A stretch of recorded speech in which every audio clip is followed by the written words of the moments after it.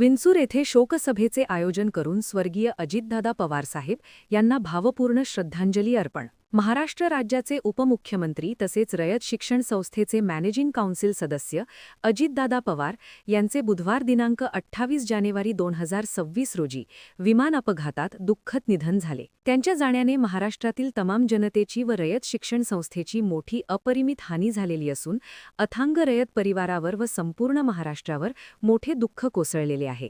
विंचूर पंचक्रोशीतील सर्व ग्रामस्थ, पंचक्रोशीतील शैक्षणिक संस्था, शासकीय व नियमशासकीय संस्थांचे पदाधिकारी आणि सदस्य यांच्या वतीने गुरुवार दिनांक 29/1/2026 रोजी श्रद्धांजली वाहण्यासाठी दुपारी 3 वाजता रयत शिक्षण संस्थेच्या कर्मवीर भाऊराव पाटील विद्यालय विंचूर येथे शोकसभेचे आयोजन करून दादांना भावपूर्ण श्रद्धांजली वाहण्यात आली. यावेळी उपस्थित मान्यवरांनी स्वर्गीय अजितदादा पवारसाहेब यांच्या नेतृत्व गुणांचा व कार्याचा उल्लेख करून रयत शिक्षण संस्थेच्या विकासासाठी व सर्वसामान्य जनतेच्या हितासाठी दिलेल्या योगदानाचा विशेष उल्लेख केला. दादा हे शिस्तप्रिय, कर्तव्यनिष्ठ व दूरदृष्टी असलेले तळागाळातील लोकांचे नेतृत्व होते, असे मत वक्त्यांनी व्यक्त केले. उपस्थित पुढील मान्यवरांनी आपल्या मनातील भावना व्यक्त करून भावपूर्ण श्रद्धांजली वाहिली. Doctor Sujit Gunjal, general body सदस्य, रयत शिक्षण संस्था सातारा.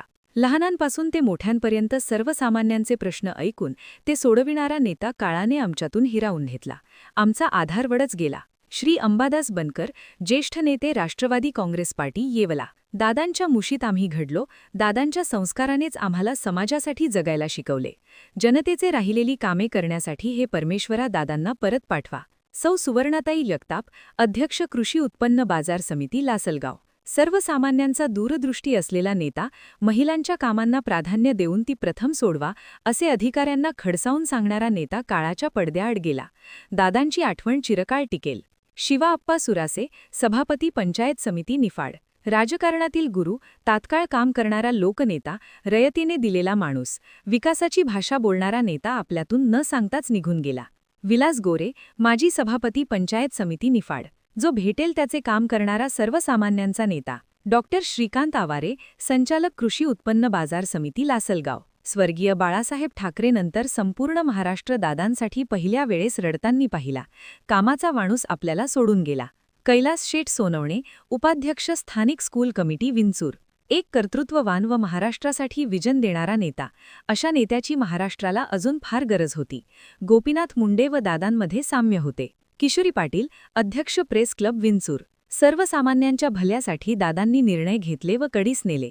महाराष्ट्राचा दादा गेला व दराराही गेला. त्रिंबक चौहाणके, सदस्य, रयत सल्लागार समिती. विकासाची दृष्टी असलेला, शहरीपणा कधीही न येऊ देणारा व ग्रामीण संस्कार जोपासणारा नेता म्हणजे दादा. ज्ञानेश्वर तासकर, अध्यक्ष, स्थानिक सल्लागार समिती, रुई. एक धुरंदर, विकासात्मक नेतृत्व आपल्यातून निघून गेले. नंदकुमार देवढे, प्राचार्य, कर्मवीर भाऊराव पाटील विद्यालय, विंचूर. शासन दरबारी, रयतच्या समस्या सोडविणारा हक्काचा माणूस. दादा आपल्यातून गेल्याने रयत शिक्षण संस्थेचा खांबच निखळून पडला.